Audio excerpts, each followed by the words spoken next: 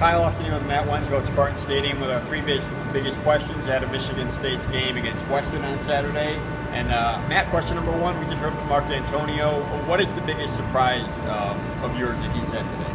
Well, he said after watching film, obviously after a game, he doesn't have time to evaluate everything like everybody else does. But he said he was still really pleased with the play of the secondary, which I thought was a little bit surprising. Not like he's gonna throw his guys under the bus or anything, but I mean, we saw it from up top on Saturday.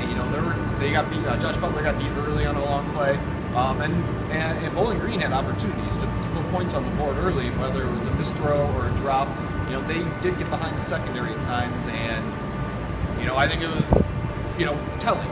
Yeah, I agree, and I think a good quarterback is going to be able to find those guys. I don't think Bowling Green had it. I'm not sure Western has the quarterback to do it either, so they might have for a little bit of time, but they're eventually going to face quarterbacks, I think, that are really going to tear that apart. So I agree with you. Question number two, saw two LJ Scott fumbles on Saturday. Last year when he had his costly Wisconsin fumble, it seemed to affect him the next couple games. Is this something you think he's going to be able to get over, or is LJ going to be a little bit of funkier than this?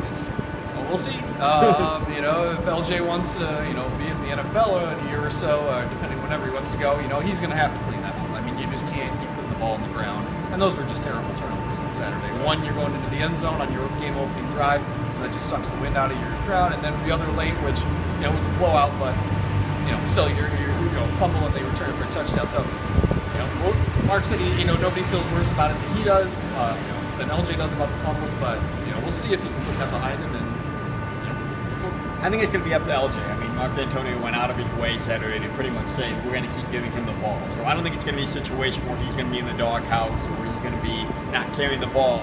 I think he's going to have the opportunity. The question is whether he has the confidence to be able to run like he should be. And then question number three, we saw Western Michigan on Saturday pretty much go almost to the wire with number 4 USC at number 4 USC tying the game in the fourth quarter. What did you learn watching that game that you didn't know? This is a team that was great last year, but obviously a lot of changes made. They're not going to go away, apparently. PJ Fleck's gone, Corey Davis is gone, their starting quarterback's gone.